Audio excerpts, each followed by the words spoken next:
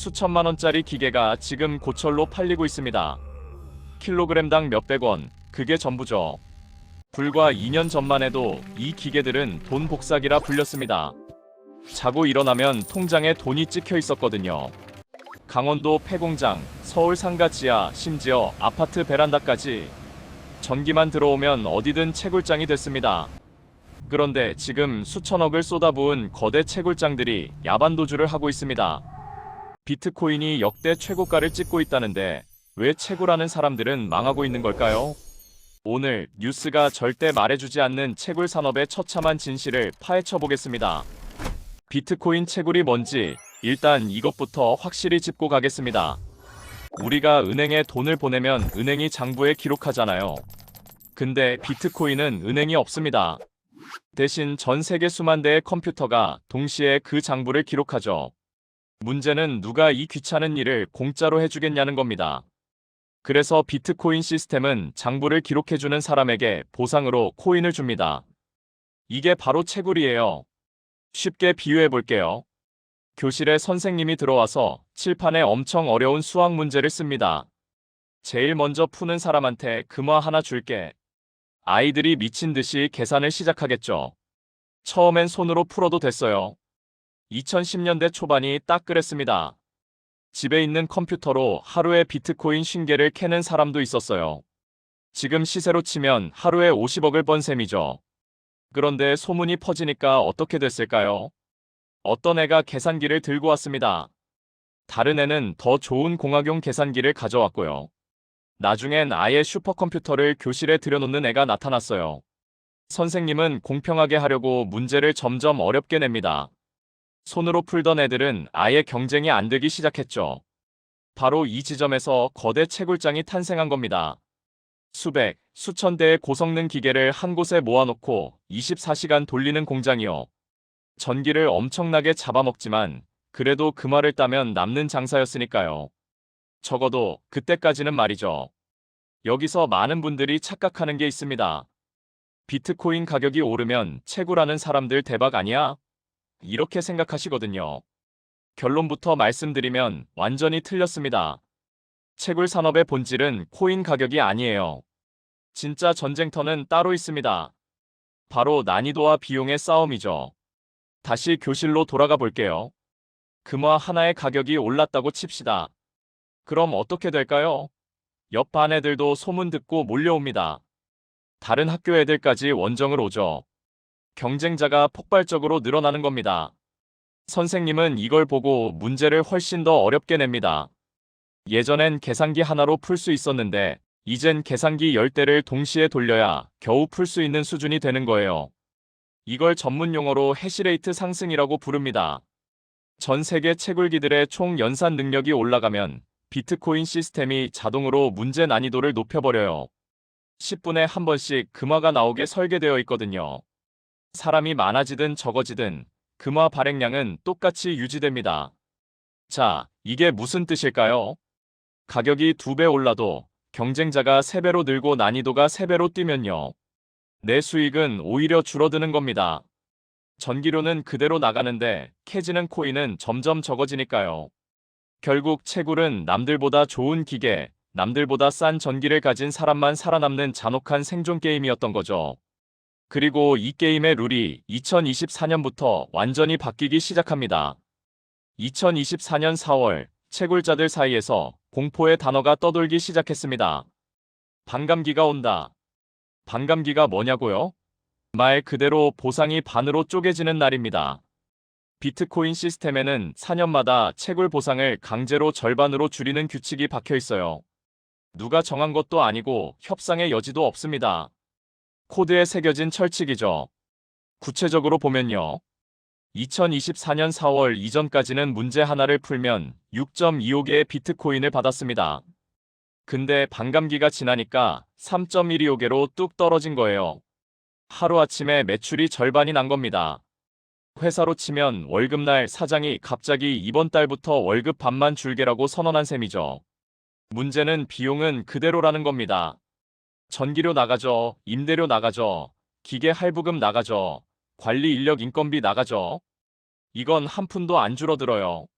수입만 반토막 난 상황에서 어떻게 버티겠습니까? 그래도 비트코인 가격이 2배로 오르면 되는 거 아니야? 이론적으론 맞습니다. 근데 현실은 잔인했어요. 가격이 오르니까 월가의 거대 자본들이 냄새를 맡고 들어왔거든요. 수천억 원을 들여 초대형 채굴장을 짓기 시작한 겁니다. 당연히 난이도는 가격 상승보다 더 빠르게 치솟았죠. 결국 2024년 하반기부터 자본력이 약한 중소형 채굴장들이 하나둘 불을 끄기 시작했습니다. 반감기는 시작에 불과했어요. 진짜 폭풍은 아직 오지도 않았으니까요. 반감기로 매출이 반토막 났는데 설상가상으로 비용까지 폭등하기 시작했습니다. 바로 전기료 문제예요. 채굴기가 전기를 얼마나 먹는지 아십니까? 고성능 채굴기 한 대가 가정용 에어컨 서너 대를 24시간 풀가동하는 것과 맞먹습니다. 이런 기계를 수백 대씩 돌리는데 전기료가 조금만 올라도 수익 구조가 통째로 무너지는 거죠. 그래서 채굴자들은 전기료가 싼 나라를 찾아 지구 끝까지 떠돌아다녔습니다. 그중 대표적인 피난처가 베트남이었어요. 동남아 특유의 저렴한 산업용 전기, 느슨한 규제. 한국과 중국에서 쫓겨난 채굴기들이 베트남으로 대거 이동했죠. 호치민 외곽공단, 하노이 근교 창고들이 채굴장으로 가득 찼습니다. 근데 2024년 여름 상황이 180도 뒤집어졌습니다. 동남아 전역에 역대급 폭염이 덮친 거예요. 에어컨 수요가 폭발하면서 전력망에 과부하가 걸렸고 베트남 정부는 다급해졌습니다. 공장 가동이 멈추면 경제가 무너지니까요. 정부는 결단을 내렸습니다. 비생산적인 전력 소비부터 끊어라. 그 첫 번째 타깃이 바로 채굴장이었죠. 단속반이 급습하고 전기가 예고 없이 끊겼습니다. 기계 할부금은 매달 빠져나가는데 수익은 제로. 버티다 못한 업자들은 결국 기계를 헐값에 넘기고 야반도주를 택했습니다. 어제까지 굴러가던 채굴장이 하룻밤 사이에 텅 빈 창고로 변한 거예요. 베트남의 몰락은 시작일 뿐이었습니다. 같은 일이 전 세계에서 동시다발로 벌어지고 있었으니까요. 남의 나라 얘기 아니야? 그렇게 생각하실 수 있어요. 근데 한국도 상황이 똑같습니다.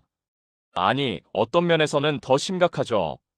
경기도에서 소규모 채굴장을 운영하던 김 사장님 이야기를 해드릴게요. 2021년에 퇴직금 1억 원을 털어서 채굴기 10대를 샀습니다. 처음엔 괜찮았어요. 한 달에 400만 원 정도 수익이 났거든요. 이거 5년만 돌리면 노후 걱정 끝이네. 그렇게 생각했죠. 근데 2023년부터 전기료 고지서가 무서워지기 시작했습니다. 한국전력이 산업용 전기요금을 연달아 올렸거든요. 거기다 한국은 채굴에 대한 시선이 곱지 않습니다. 정부에서는 채굴을 생산적인 산업으로 안 봐요. 그래서 누진세가 적용되고 세금 혜택도 없습니다. 전기 많이 쓰면 쓸수록 단가가 기하급수적으로 뛰는 구조예요. 김 사장님의 2024년 수지를 보면요. 채굴로 버는 돈이 한 달에 200만 원 정도로 쪼그라들었습니다. 근데 전기료가 180만 원이에요. 기계 감가상각이랑 임대료까지 치면 적자죠. 비트코인을 캐서 파는 게 아니라 자기 돈을 보태서 전기료를 내고 있는 셈이었습니다. 결국 김 사장님은 올해 초에 기계를 전부 중고로 내놓았어요. 1억 주고 산 장비들 800만 원에 팔렸습니다. 지금 비트코인이 1억 원을 넘었잖아요. 그래도 개인이 집에서 컴퓨터로 채굴하는 건 불가능합니다. 전기료가 버는 돈보다 많이 나와요. 시장 자체가 개인은 발도 못 붙이는 구조로 완전히 바뀌어 버린 겁니다. 그럼 도대체 누가 돈을 벌고 있는 걸까요? 답은 간단합니다. 거대 자본이에요. 지금 채굴 시장은 수조 원을 굴리는 기업형 채굴 세력이 완전히 접수한 상태입니다. 개인이 뛰어들 자리 같은 건 애초에 없어요. 이들이 어떻게 운영하는지 보면 입이 벌어집니다. 일단 전 세계를 돌아다니며 전기료가 가장 싼 오지를 찾아요. 아이슬란드 화산지대, 캐나다 수력발전소 옆, 중동 산유국의 천연가스 유전 근처. 이런 데 가서 아예 자기들만의 발전소를 지어버립니다. 전기를 사는 게 아니라 직접 만드는 거예요. 거기다 한 번에 수만 대의 최신형 채굴기를 주문하니까 단가가 확 내려갑니다. 냉각 시스템도 최첨단이에요. 일반 채굴장은 에어컨을 틀어서 기계를 식히는데 이들은 액체 냉각 시스템을 씁니다. 전기 효율이 두세 배는 차이 나죠. 숫자로 보면 더 명확해요. 개인이나 중소형 채굴장이 비트코인 한 개를 캐는데 7천만 원이 든다고 칩시다. 대기업은 3천만 원이면 됩니다. 시장 가격이 8천만 원일 때 대기업은 개당 5천만 원을 남기지만 중소 채굴장은 겨우 1천만 원 건지는 거예요.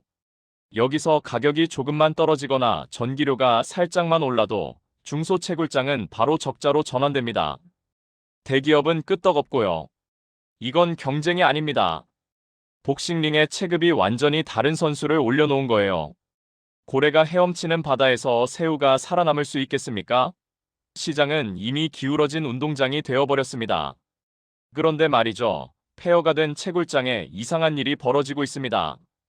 분명히 망했다고 했는데 어떤 곳들은 다시 불이 켜지고 있어요. 간판만 바뀐 채로요. 비트코인 채굴장이 데이터 센터로 슬쩍 이름을 바꿔단 겁니다. 도대체 무슨 일이 벌어진 걸까요? 여기서 중요한 게 채굴기의 종류예요. 채굴기는 크게 두 가지가 있거든요.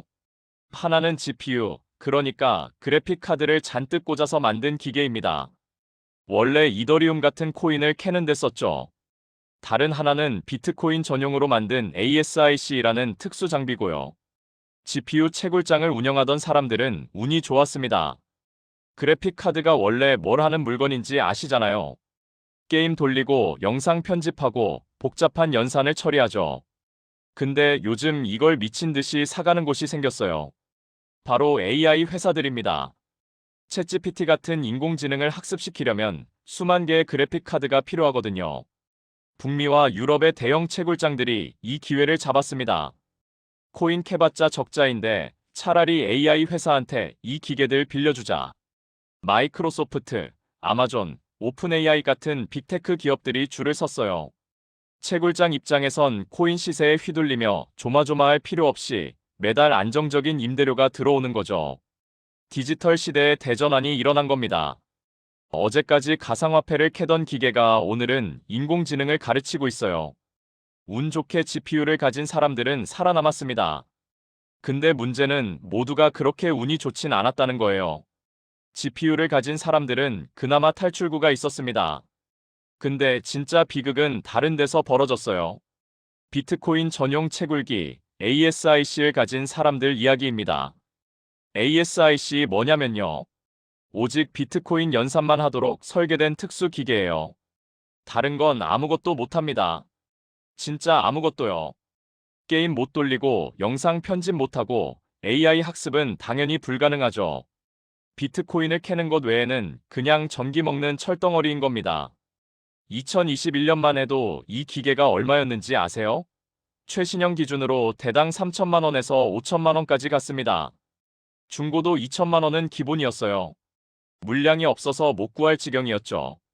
프리미엄을 붙여서 웃돈을 주고 사는 사람들도 수두룩했습니다. 그런데 지금 이 기계들이 어떻게 됐는지 아십니까? 중고거래 사이트에 올려도 연락이 안 옵니다. 가격을 500만 원으로 내려도 안 팔려요. 100만 원까지 떨어져도 반응이 없습니다. 왜냐고요? 사봤자 전기료도 못 뽑으니까요. 누가 적자 나는 기계를 돈 주고 사겠습니까? 결국 채굴자들은 마지막 선택을 합니다.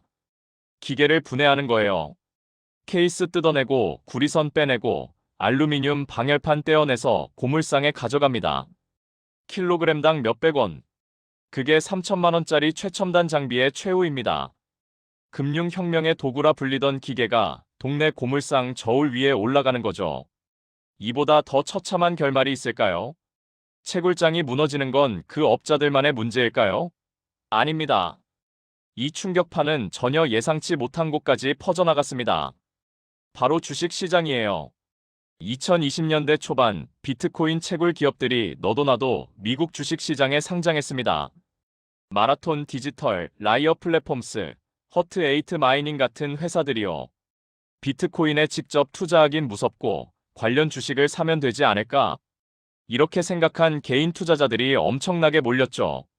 한국에서도 해외 주식 열풍 타고 이 종목들 산 분들 많았습니다. 근데 2024년 들어서 이 회사들 실적이 곤두박질 쳤어요. 반감기에 매출은 반토막 났는데 전기료는 올랐으니까요. 적자가 쌓이기 시작했습니다. 회사들은 살아남으려고 비장의 카드를 꺼냈어요. 그동안 금고에 쌓아뒀던 비트코인을 시장에 내다 판 겁니다. 여기서 무서운 일이 벌어집니다. 채굴 기업들이 대량으로 코인을 팔아치우니까 시장에 물량이 쏟아졌어요. 당연히 가격이 눌리죠. 가격이 내려가니까 채굴 수익성은 더 악화됩니다. 수익성이 떨어지니까 또 팔아요. 이걸 채굴자 데드크로스라고 부릅니다. 죽음의 소용돌이인 거죠. 19세기 미국 골드러시 때 이런 말이 있었어요. 금 캐러 간 광부보다 곡괭이랑 청바지 판 상인이 돈을 벌었다. 200년이 지난 지금도 똑같은 일이 반복되고 있습니다. 비트코인 가격만 보고 채굴주에 올인했던 분들, 지금 계좌가 어떻게 됐을까요? 생각하기도 싫으실 겁니다. 채굴 업계의 마지막 철퇴가 내려왔습니다. 각국 정부가 움직이기 시작한 거예요. 채굴장은 국가 전력 안보를 위협하는 존재다. 이런 딱지가 붙었습니다. 더 이상 눈 감아주지 않겠다는 선언이었죠. 가장 극적인 사례가 카자흐스탄입니다. 중국이 2021년에 채굴을 전면 금지하니까 채굴기들이 대거 카자흐스탄으로 넘어갔어요. 한때 세계 2위 채굴 대국까지 올라갔죠. 근데 2022년 겨울 전력망이 버티질 못했습니다. 난방도 못하는 집들이 속출하고 공장이 멈췄어요. 정부는 결국 군대와 경찰을 동원해서 채굴장을 강제 폐쇄했습니다. 수천억 원어치 장비가 하루아침에 고철이 된 거죠. 미국과 유럽도 다른 방식으로 압박합니다. ESG 들어보셨죠? 환경, 사회, 지배구조. 탄소 배출에 징벌적 세금을 때리기 시작했어요. 채굴장 하나가 중소도시 전체보다 전기를 많이 쓰는데 이게 다 화석연료 발전에서 오거든요. 환경 규제 앞에서 채굴자들은 설 자리가 없어졌습니다.